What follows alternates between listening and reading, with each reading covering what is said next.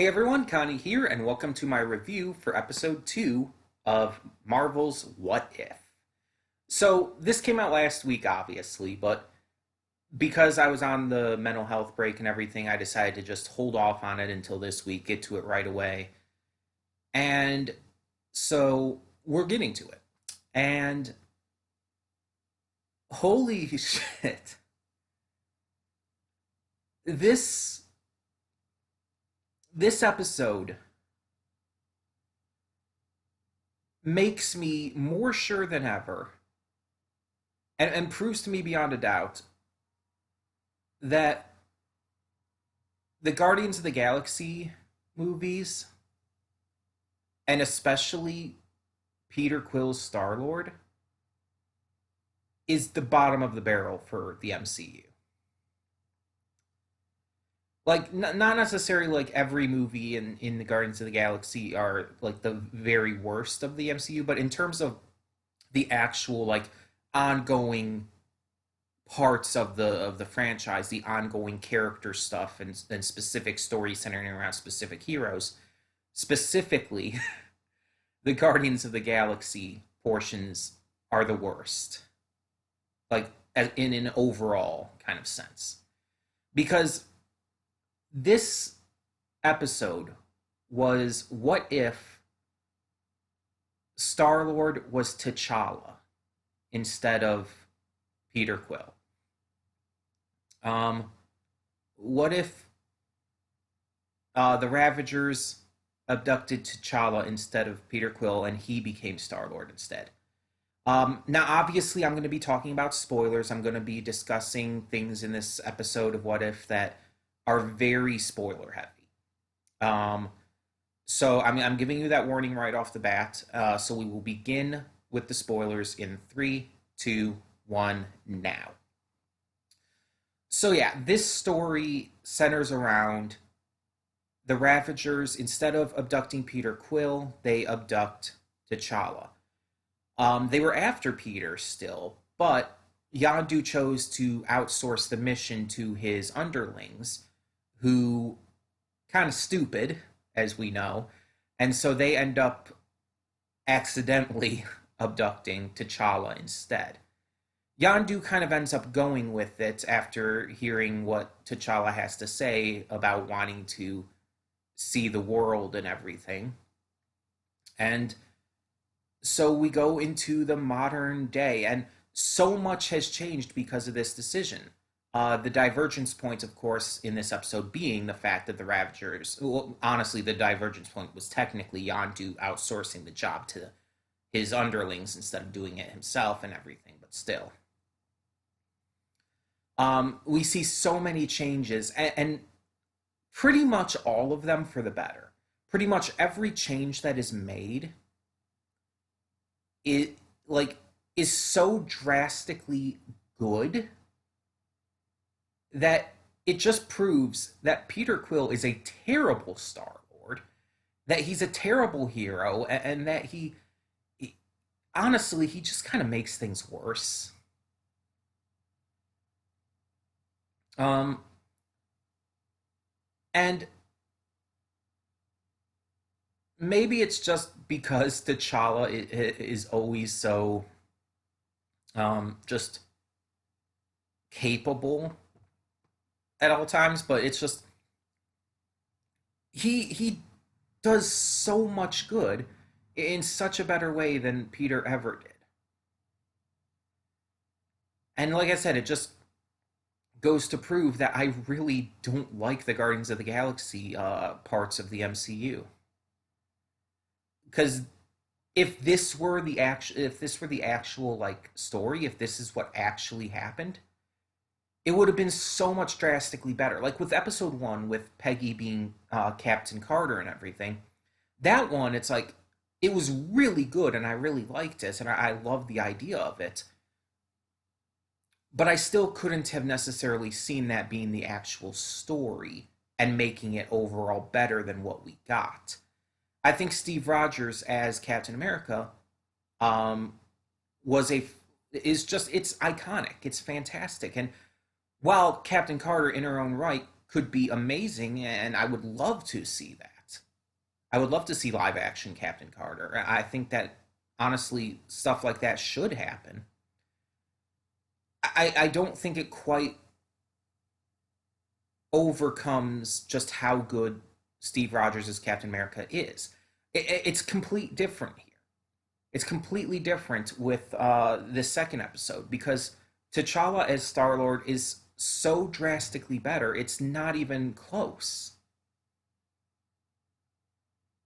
and it almost feels like it validates at least part of my issues with the Guardians of the Galaxy part of the MCU. But let's talk about it. So T'Challa as Star Lord is kind of this Robin Hood figure. He steals from the well off to give to the not so well off. Steals from the rich to give to the poor. That entire thing.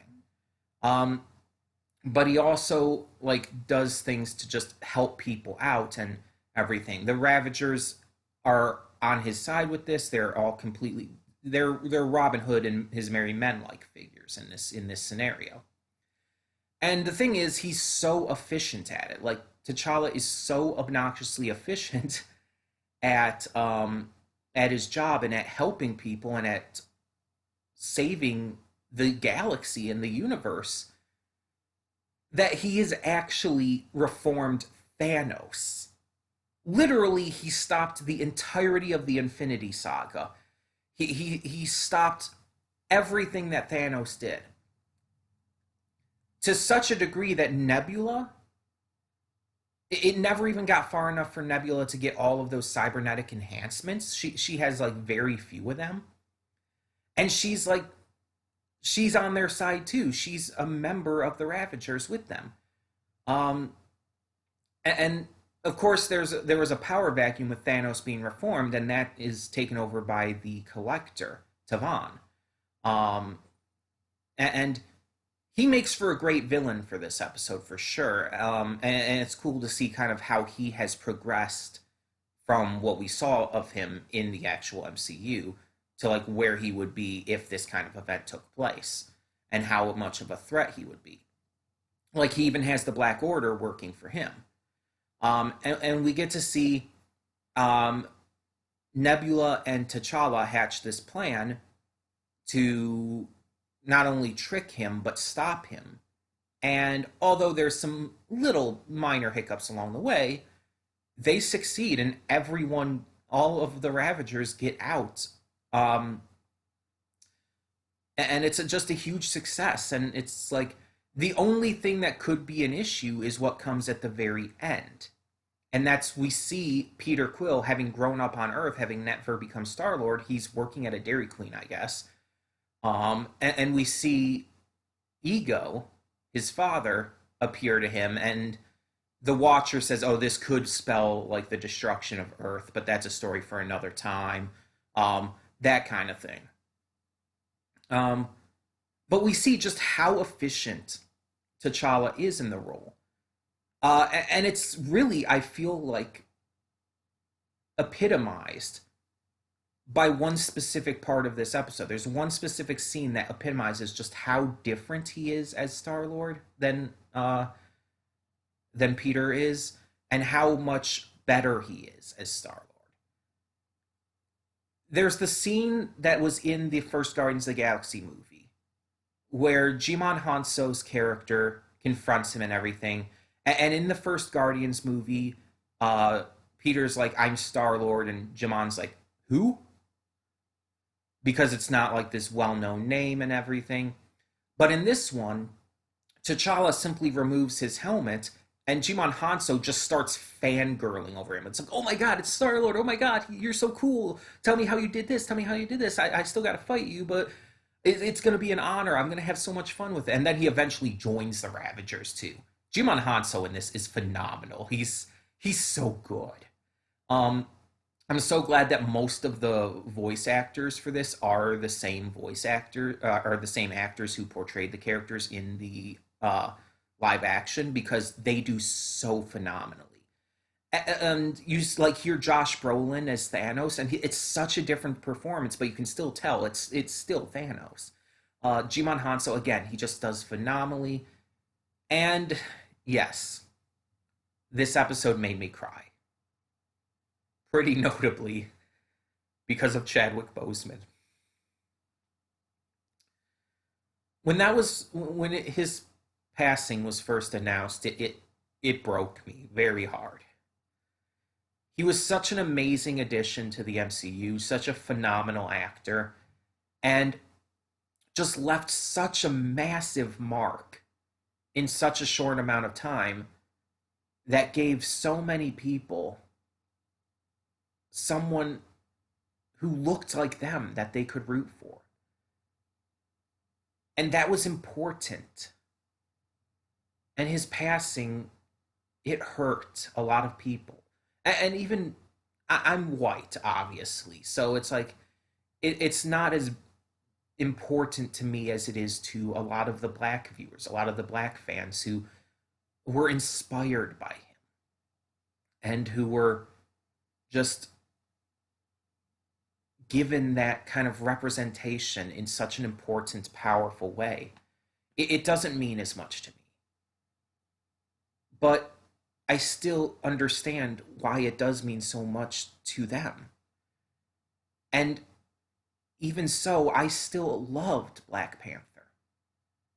I loved his role in Civil War. And there was so much more they could have done with him. And I'm really curious how they're going to acknowledge this with Black Panther 2. There's still the theory that Shuri is going to end up taking over the mantle, which is a possibility because that does happen in the comics. But I just like, there's going to be a lot of tears flowing when Black Panther 2 comes out, no matter what. But seriously, this was one of Chadwick Boseman's final roles. This series, his voice roles in this, apparently he has multiple episodes he appears in, but his voice roles in this series are some of his final roles, period. And so it's just so emotional and so powerful. And seeing at the very end, before the credits roll, seeing the dedication to him really broke me. But it's also so wild because he was such a great actor, even just doing a voice role, that he proves he would have been a better Star Lord. And he proves that he's just that good, that he elevates this role, this character, in a whole new way. And all of the witty remarks, he's still witty, he's quippy and witty, just like Star-Lord should be, in a different way than Peter Quill, mind you, than Chris Pratt, but he's still witty, he's still funny, he's still got that just personality. But it's Chadwick Boseman's charm that just elevates it. And T'Challa's interactions with all these other characters, with Yondu, who is still Michael Rooker, with Nebula, still Karen Gillan, with Thanos, with the other Ravagers, and even with the Collector, again, still Benicio del Toro. And it's like the interactions are so damn good. It's just like, and the first episode of this series of What If was really fucking good. I already talked about last time how I simped over Buff Peggy, and how I just really legitimately enjoyed the episode as well. How it had really good writing, character work, and while the animation and art wasn't perfect, it was still very good. I think it was actually better in this episode, by the way. The art and the animation, I think, was improved in this episode over the first one. But it was just so good. And I would say that this episode is an improvement over the first one. I would say it's better. Not to say that the first was bad by any means. Again, I really loved it, but this one is definitely better. And it even had some ridiculous shit in it. Howard the Duck. was in it. He like had a very brief cameo being held by the collector in the live action, but we actually get to see a little more of him in this, and it's hilarious. It's actually straight up hilarious, especially when he just stops the mission to just get some drinks at the bar for happy hour, and it's like, why is that bar there? What? But it's so random that it's actually really fucking funny. Um, and it's just, I just really loved this, and I know all those people, all the black people who were so just heartbroken over Chadwick Boseman's death. You know that they're going to just really look at this, and it's going to be emotional for them. This is so important.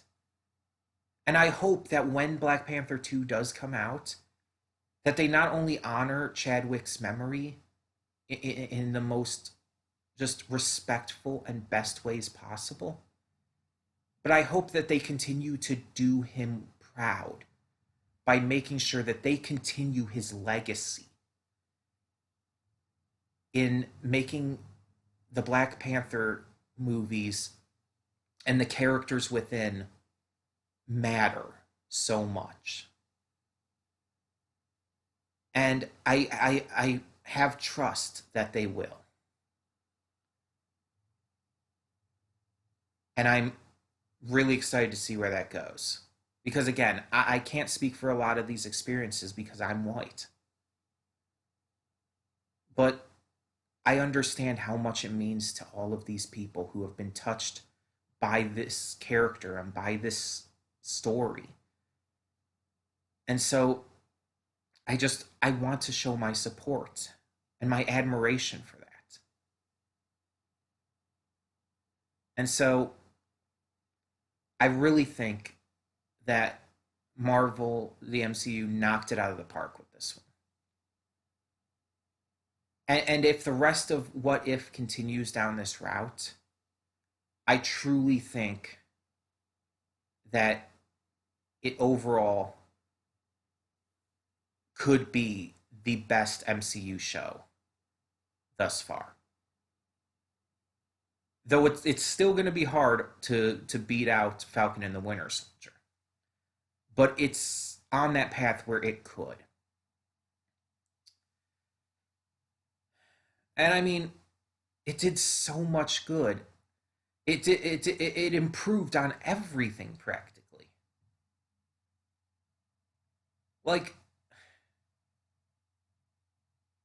and I know I'm going to get some hate for this, but it even I'm really going to get some hate for this. Korg is dead because the collector has Korg's disembodied arm that he took from Korg's corpse and is using it as this gauntlet. I don't like Korg. I know I'm gonna get hate for that, but it's like the idea of a MCU where Korg just isn't there to just be a really stupid, unlikable comic relief. That I like that. I'm not necessarily reveling in his death. It's just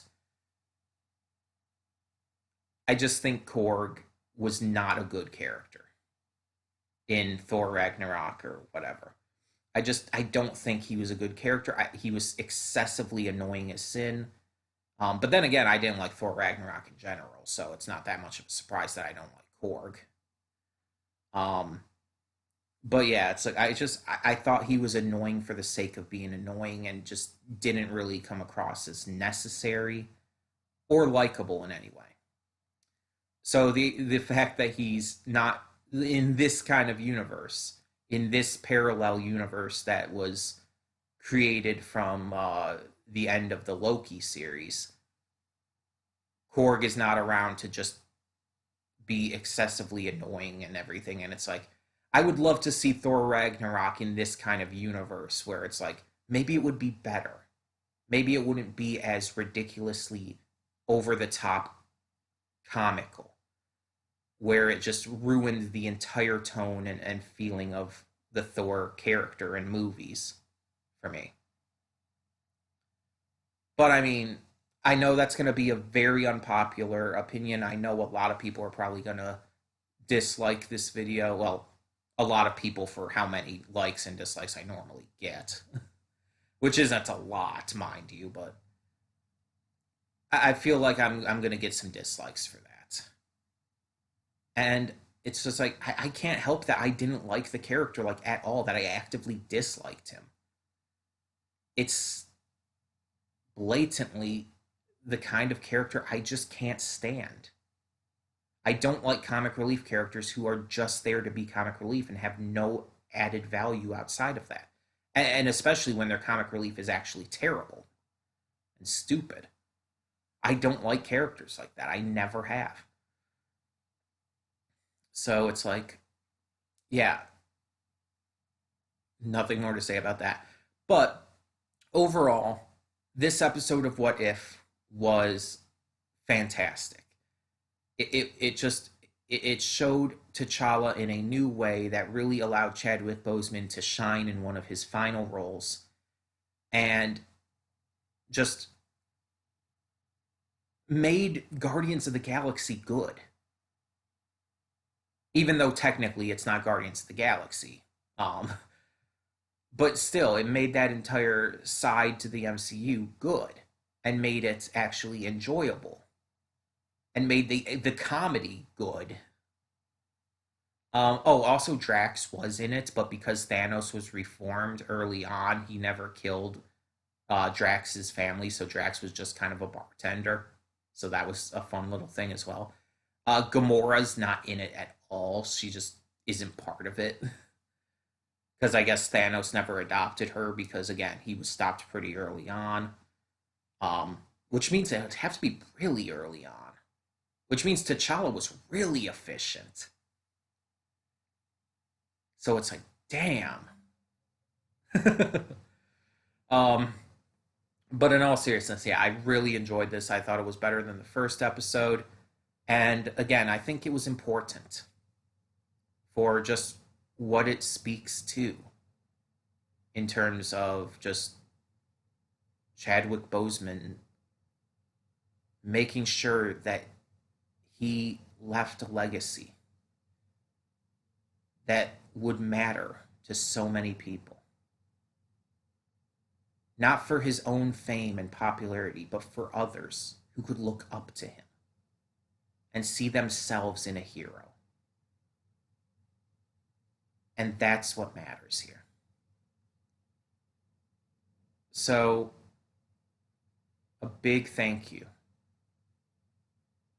to specifically him, to Chadwick Boseman, for perfecting this character and being such a monumental inspiration to so many. And for putting his all into a performance in the final years of his life to make sure that he left an impact not for himself, but for others who needed it. So thank you, Chadwick Boseman. Rest in peace, our king. I'm Connie, and I'm signing off. See y'all next time.